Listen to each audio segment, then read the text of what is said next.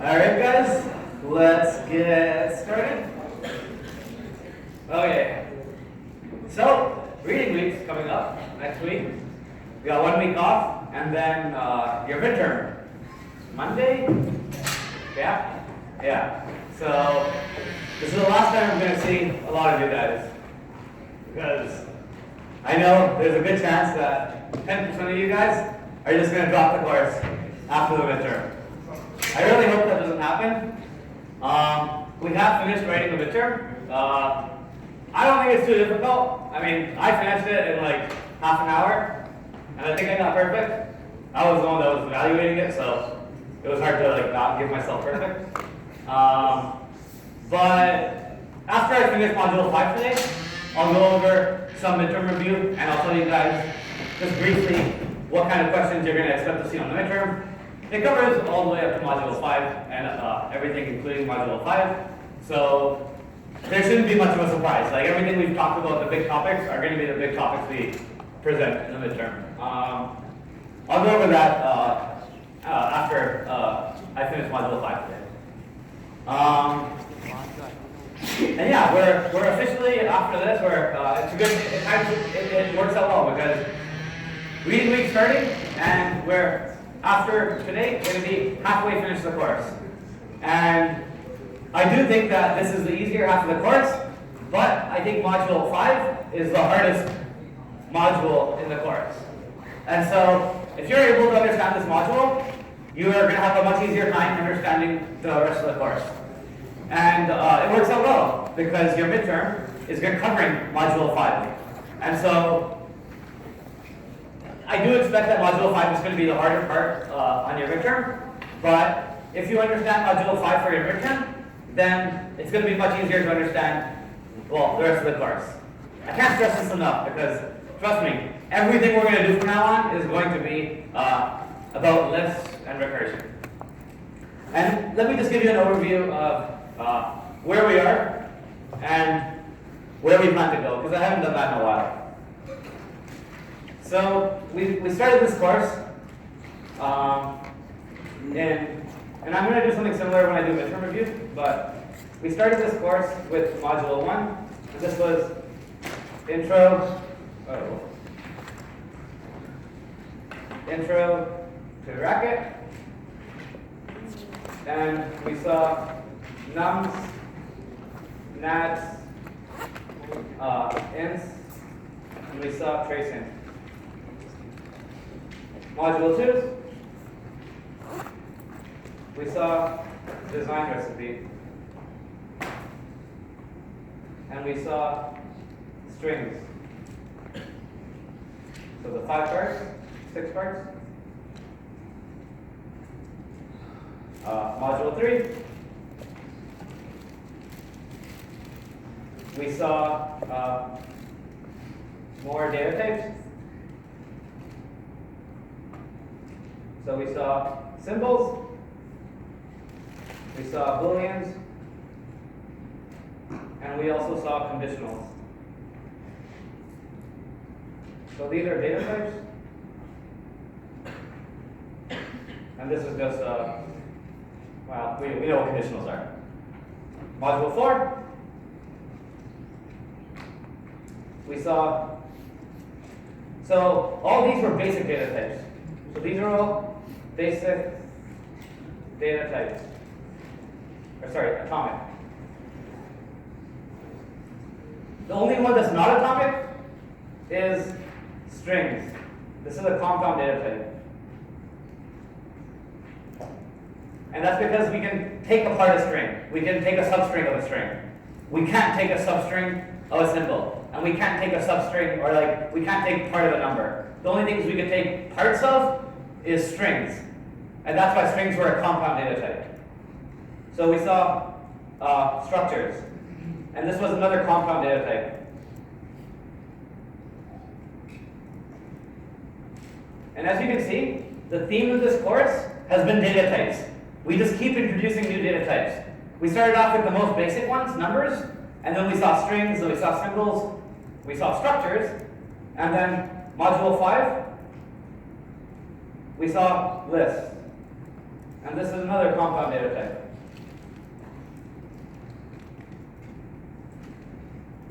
And where are we in this right now? So far, we've seen lists of numbers. We've seen lists of symbols. On your assignment, you saw, and today we're going to cover it, we're going to see lists of strings. And finally, we're going to see lists of structures. So this is today. Okay? So as you can see, lists are compound data types because we can have lists of other data types. And we've seen lists of numbers, we've seen lists of symbols. Today, we're going to see lists of strings and structures. And just to show you where this course is going, because up till now, all I've done is I've shown you Module 6 and onwards is complex recursion. But now I can actually show you a little bit of a sneak peek on what Module 6 and onwards is about. So Module 6 is on 2 lists. So up till now, we've only been working with 1 list. We've been recursing on 1 list. So 2 lists, so I guess recursion on 2 lists. Okay? Module 7 is going to be recursion on 2 lists is Module 7. Recursion on numbers and strings is going to be Module 6. So we haven't actually seen recursion on strings and numbers yet. We've seen recursions on lists only. But you can actually do recursion directly on strings. And you can do recursion directly on numbers. And we're going to see that in Module 6. Module 7, we're going to see recursion on 2 lists. Module 8, we're going to see recursion on something called trees. And Module 9, we're going to, let's just say this is extra. This is actually not recursion. This is the one module that doesn't talk about recursion. And then Module 10, we're going to see recursion. This is the hardest one. We're going to see recursion on end lists. Okay? So this is kind of an overview of where we plan to go with the course. We've seen recursion on numbers and recursion on symbols. Today, we're going to see recursion on strings and structures. Module 6, we're going to see recursion on numbers and strings. Module 7, we're going to see recursion on 2 lists. Module 8, we're going to see recursion on trees.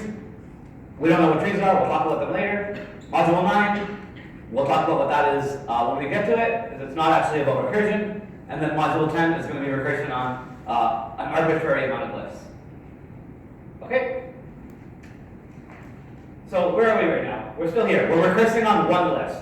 We're recursing on 1 list, and that list contains either numbers, or symbols, or strings, or structures. Okay? So today, we're going to see lists of strings and lists of structures. Okay, so last class we pretty much went over a list of symbols, and one of the most important things we need to take away is this data definition. We need to understand what this means. So this is essentially defining a data type. This is saying a list of symbols this is a data type. So when we had structures, we had data types like posins. We had data types like students. This is a list of symbol data type. And it says it's either empty or it's cons some symbol with a list of symbols. And you should be comfortable with this. We've been seeing this quite a bit now. And then we saw lists on numbers. We saw a few examples with lists on numbers. We saw a few examples with lists on string or symbols. And where we got to was, so we finally ended with a function called singles that what it did was this function actually called another recursive function. So we had a function called removal that took a list and a number, and it removed this number from the list. Then, and this removal function was recursive.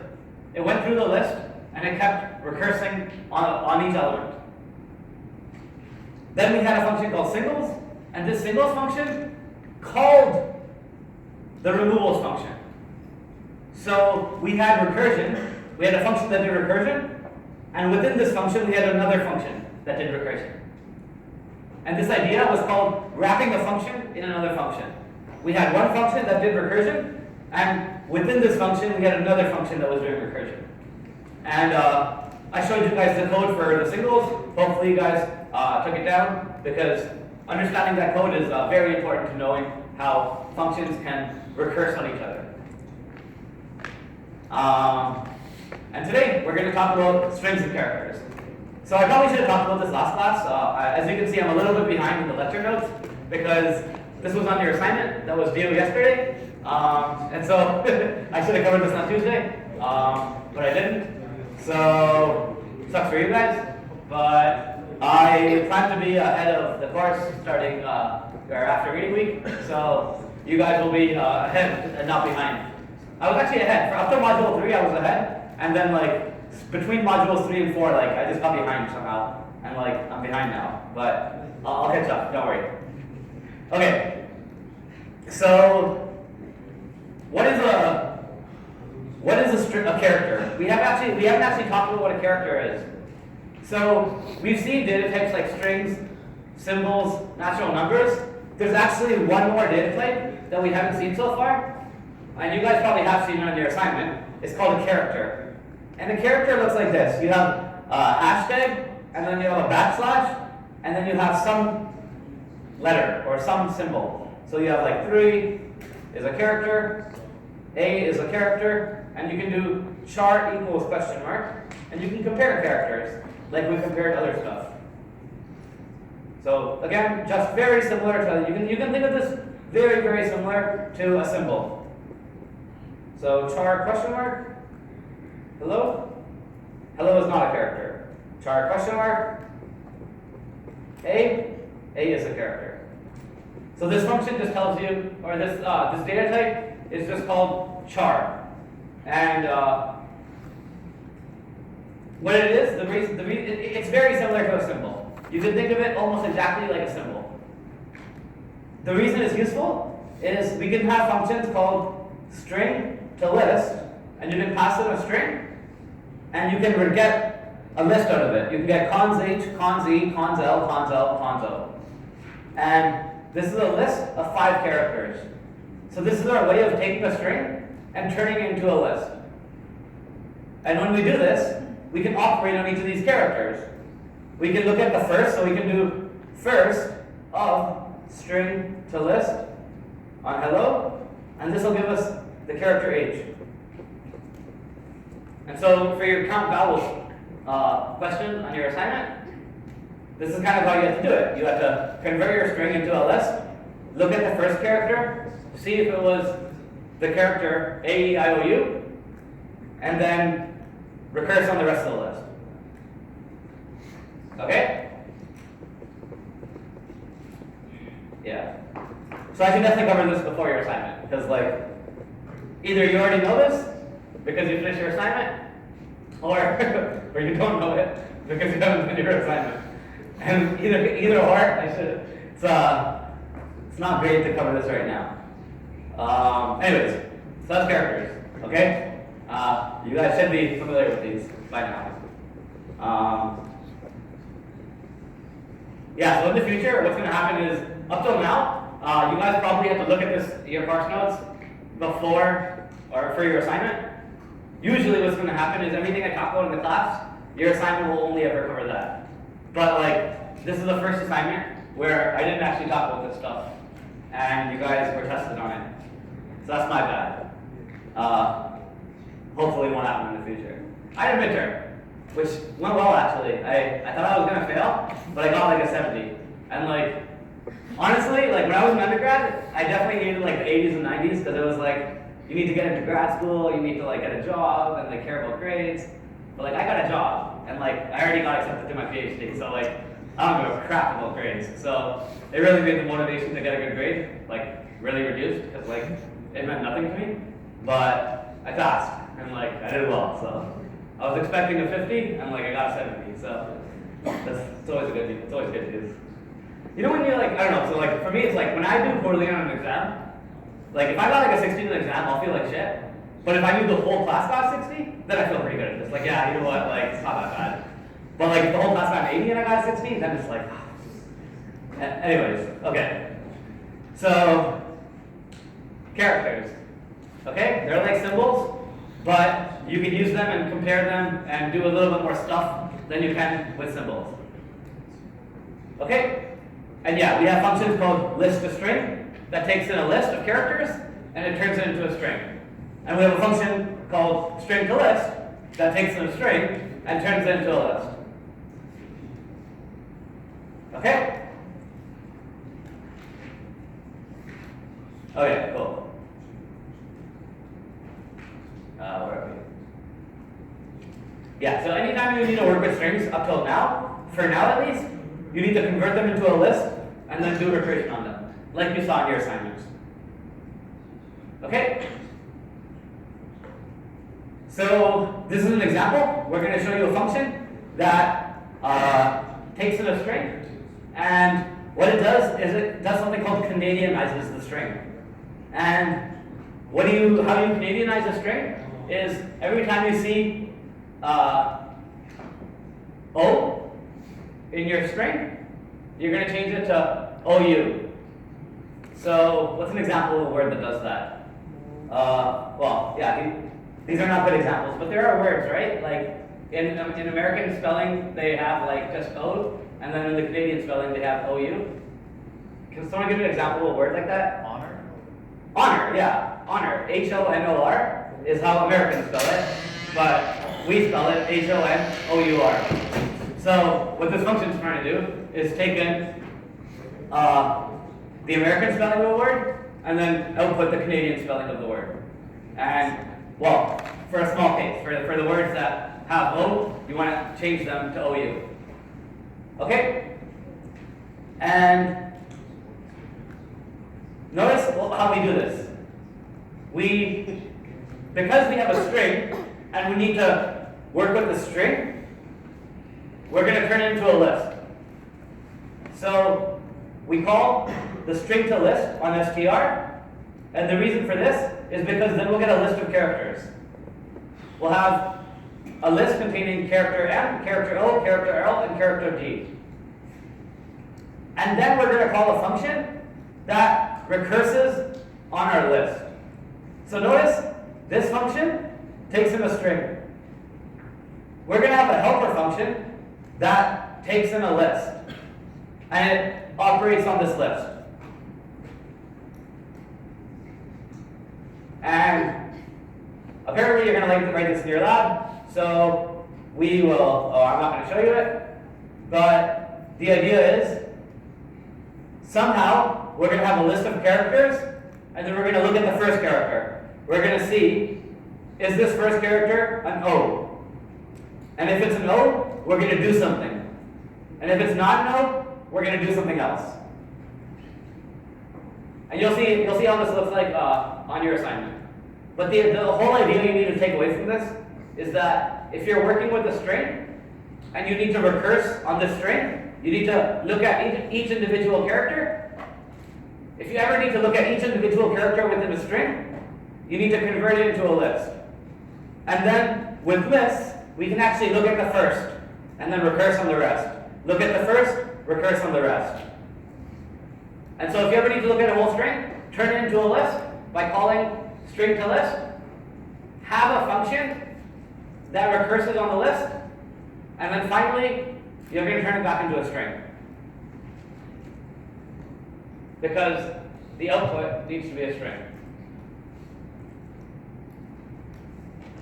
Okay? This function might be a little bit confusing. I'm not going too much detail into it, only because you're going to cover it in your lab.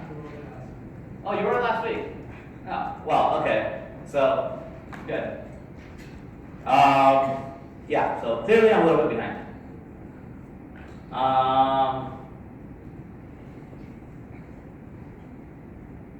Yeah, so this I'm not going to go over just because, again, it's very similar to all the other examples I've gone over already. Actually, there's a clicker question on it, so I might have to go over it.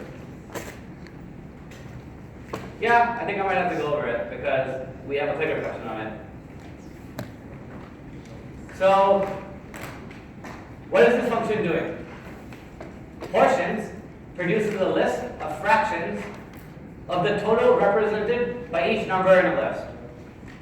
So over here, we have 3 and we have 2. How much portions is 3 in this whole thing? It's 3/5. 3/5 because it's 3 over the total. So that's 0.6. 2 is 2/5 of the total. So that's how we get 0.4. Because 2 over 5 is 0.4. And 3 over 5 is 0.6. The way we would solve this function is first, we would have a function that figures out what is the sum of this entire list. Because notice, what we need to do is we need to take each number and we need to divide each number by the total. So we need to take 3 and we need to divide 3 by the total of 3 plus 5. So we should have a helper function that tells us what the total in our list is. And then we'll simply divide by that total. Okay? Alright, well, that's the best I can do to explain it. Let's see if I did a good job.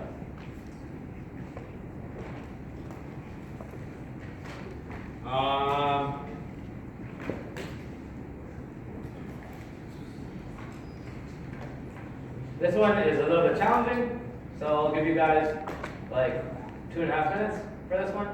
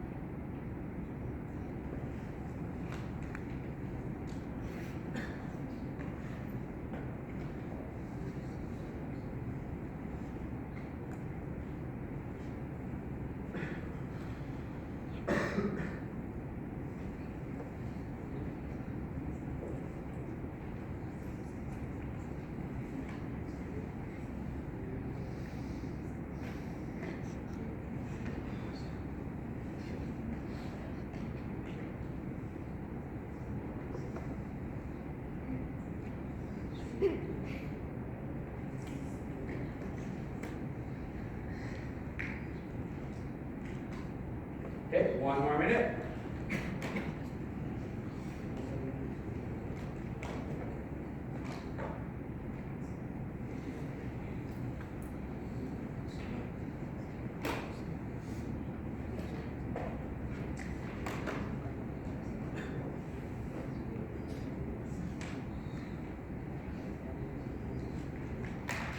Thirty seconds.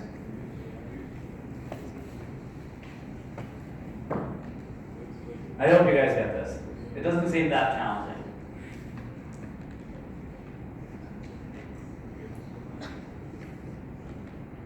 Alright. 10 seconds.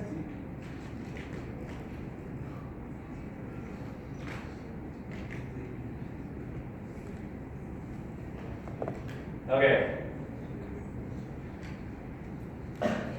Alright. What I want you guys to notice is, what have we been talking about this whole time?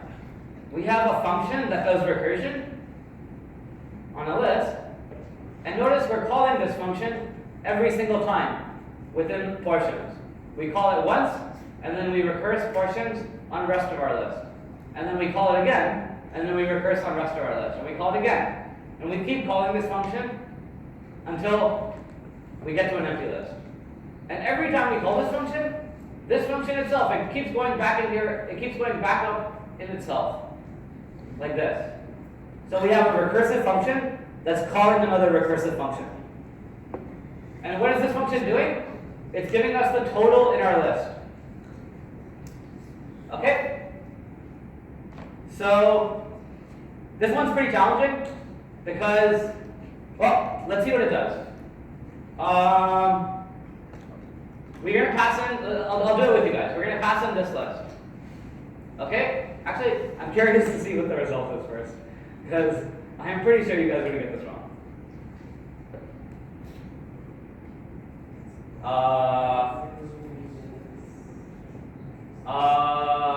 Yeah, you guys are all wrong. Well, 21 of you guys are correct. And I'll show you why. This one's challenging. This one's very challenging, so I actually do not mind that you guys got this wrong. You just said it was simple. Did I say it was simple? Oh, well, whoops. Simple for me. Okay, yeah, no, this one's not that simple. I lied. This is pretty simple. Okay, it was simple when I first looked at it, because I swear to God I thought the answer was B. And then, only now I realize the answer is not B, and because the answer is not B, it's like pretty hard. But if the answer was B, it would be really easy. Obviously, right? Because like you just divide each one by 10. But like, it's not B. Okay, so why is it not B? Okay, so we call portion on this whole list. Okay? So, portion, we pass in cons 6, cons 1, cons 3 empty. Is this list empty? No. So else, cons, this whole thing, so cons 6 divided by 10. Okay? So cons 6 divided by 10, which is 0.6. Okay, so both of these are fine. By portions on rest of our list. This is rest of our list. Okay? So we pass in cons 1, cons 3 empty. Is cons 1, cons 3 empty? It's not empty. So we go in here. Else, cons divided by first of our list with total list on list. What is this list? This list is this list. So when you pass in total list and you pass in a list, you're passing in the rest of the list. So you divide by 4. So 3 divided by... Oh, I ran out of battery. That's not good. I was yelling. 3, okay. Let's hope this works in a few seconds, and if not, I'll just yell. 3 divided by 4. So the first of our list is 1. Total list on list is 4. So we do 1 divided by 4. And that's how we get 0.25. And then finally, we recurse on rest of our list. And rest of our list is this thing. So then we do cons first of list divided by total list of list. And total is 3. So we do 3 divided by 3. And that's how we get 1 here. Does that make sense? Now why isn't this working?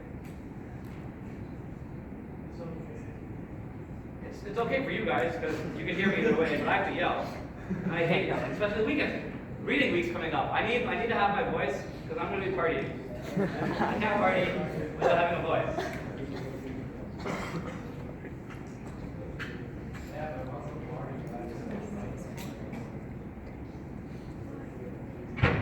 Okay. Hello. Yeah. So is it really necessary to write under total list cons empty list 0? Because that situation is never going to come up because portions already covers that. Good question. So the question was, do we even need this base case? Because we're never going to get to it. Because over here, we have the base case that already checks for empty. And we do need it. The code would not work if we didn't have it. And the reason for that is because if you pass in any arbitrary list into this total list function, the only way this total list function can terminate is if you have a base case. So that's actually a really good question. So let's see what happens. I'm gonna copy this. So I'm gonna copy this total list function into Scheme, and I want to show you guys what happens. So I'm just gonna write it. Just take my word. This is how it looks like. Define total list. It takes in a list.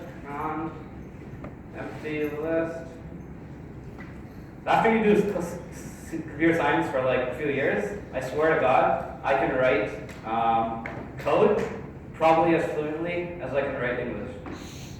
And it's a good and a bad thing, you know? It's not like, anyways. So this is the code, and if we call total list on cons2, cons4 empty, it'll give us 6. But what happens if we just get rid of the base case? Well, then we don't actually need a con, then we're just going to do this.